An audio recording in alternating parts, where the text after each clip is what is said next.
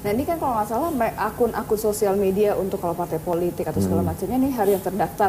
Tapi kan kalau yang para pendukungnya nih, nah ini yang kadang suka liar nih biasanya nih. Memang Pak, di peraturan KPU pasangan calon itu bisa mendaftarkan akun media sosialnya ke KPU kewajiban. Tapi jumlahnya dibatasi cuma 5. Biasanya yang didaftarkan itu 5, yang di luar didaftarkan itu banyak. Dan biasanya yang macam-macam isinya itu yang luar, yang di luar yang didaftarkan oleh KPU 5 tadi. Ini saya kira tantangan kami. Tapi berpengaruh nggak kepada misalnya pada pasangan calon tersebut gitu? Apakah mendapatkan teguran misalnya kalau ternyata ada? Kalau nanti sampai kepada alurnya sampai pada pasangan calon, tentu kami lakukan penegakan hukum juga kalau memang ada unsur pelanggaran pidananya. Kalau misalnya administratif ya bisa kami lakukan teguran. Oke, baik. Nah, kalau komentar dari Bapak gitu melihat artinya Polri juga saat ini kan sedang gencar-gencarnya untuk menangkap para pelaku penyebar hoax gitu. Bagaimana Bapak menangkap? Kami mengapresiasi dan merespon baik atas apa yang dilakukan oleh Polri. Saya kira ini bahwa pemilu ini saya kira bukan hajatnya penyelenggara saja, bukan hanya tanggung jawab penyelenggara KPU dan Bawaslu saja, tapi seluruh lembaga negara, komponen massa stakeholder ya harus bersama-sama bagaimana pemilu 2019 dan pilkada serentak 2019 akan bisa berjalan secara damai, menyenangkan, menyejukkan, dan hasilnya nanti terpilih kepala daerah yang bisa membawa kemajuan, kesejahteraan, dan keadilan bagi masyarakat yang dipimpinnya.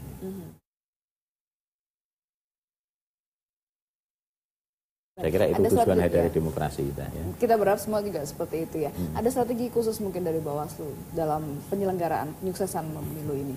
Ya, strategi kami pertama adalah dalam konteks ini pengawasan pertama adalah pencegahan. Preventif. Apa yang sudah dilakukan? Ya, kami dengan sosialisasi seluruh komponen masyarakat, stakeholder, terutama dengan pimpinan partai politik, kemudian dengan pasangan calon, yang nanti berkontestasi itu kita lakukan sosialisasi.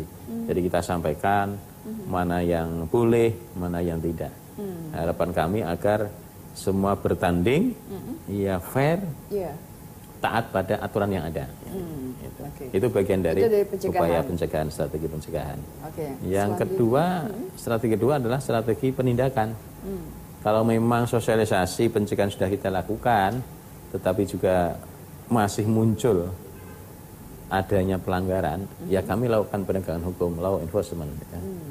Hukum harus ditegakkan. Jadi dua hal strategi besarnya itu, strategi pencegahan dan penindakan. Nah, bicara juga mengenai netralitas gitu ya. Nah, sejauh ini bagaimana nih Bawaslu menjaga netralitasnya? Kami sudah artinya menanamkan kepada jajaran pengawas kami bahwa netralitas, integritas, imparsialitas, independensi harga mati. Bagi seorang penyelenggara pemilu, khususnya di pengawas, integritas itu harga mati, dan independensi, objektivitas, dan profesional. Itulah yang harus dipegang oleh penyelenggara pengawas pemilu.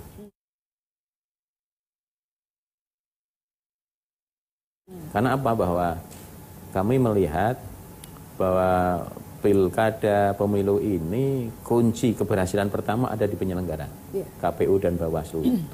Ibarat ini main sepak bola, pertandingan bola. Wasitnya itu kan kami sama KPU itu kan. Kalau wasitnya sudah ikut nendang bola, wasitnya ikut main, nggak adil, pertandingan itu nggak enak. Kan? Nah, jadi kuncinya ada di penyelenggara ini. Maka kunci penyelenggara adalah menjaga integritas, independensi, objektivitas, dan profesionalitas dari penyelenggara. Adakah maksudnya mungkin dari anggota-anggota pengawas juga pernah mendapat godaan-godaan? Ini pasti ada nih Pak ya? Iya, namanya ini kan kontestasi yang diperbutkan adalah kekuasaan. Semua ingin menghalalkan segala cara. Dengan segala cara ditempuh. Maka namanya intervensi kepada penyelenggara, intervensi dengan bentuk godaan uang, godaan macam-macam itu masih ada. Tetapi saya kira bentengnya ada di integritas masing-masing penyelenggara. Itu saya tanamkan itu. Baik. Nah, kalau lihat banyak nantinya ke depan akan banyak sengketa pilkada gitu. Artinya menjaga agar anggota ini tetap bersikap fair, apa yang bisa dilakukan? Kami tidak henti-hentinya untuk melakukan pembinaan secara berkala, terus menerus, dan secara hierarkis gitu kan. Jadi kami melakukan pembinaan kepada provinsi, nanti provinsi melakukan pembinaan kabupaten kota, kabupaten ke kecamatan, kecamatan ke desa, desa sampai pada pengawas TPS. Inilah yang kami lakukan secara terus menerus ya. Kami monitor secara berjenjang tadi melakukan pembinaan-pembinaan. Kalau ada yang tidak fair atau tidak, kami sangat berterima kasih ya, dan harapan kami, jadi masyarakat harapan kami himbau untuk juga mengawasi kami. Jadi kalau ada penyelenggara kami, oknum yang penyelenggara kami dari atas sampai bawah, kok tidak independen, tidak objektif, tidak bisa menjaga integritas, bahasa saya tadi masuk angin itu, segera aja sampai pada kami. Kami akan melakukan tindakan tegas. Kalau memang itu sudah terbukti, tidak segan kami akan berhentikan. Karena ini jadi benalu dalam penyelenggara. Harus langsung segera dibersihkan. Harus kita amputasi. Diamputasi ya. Ganti yang lain, yang lebih baik masih banyak gitu kan. Oke, baik.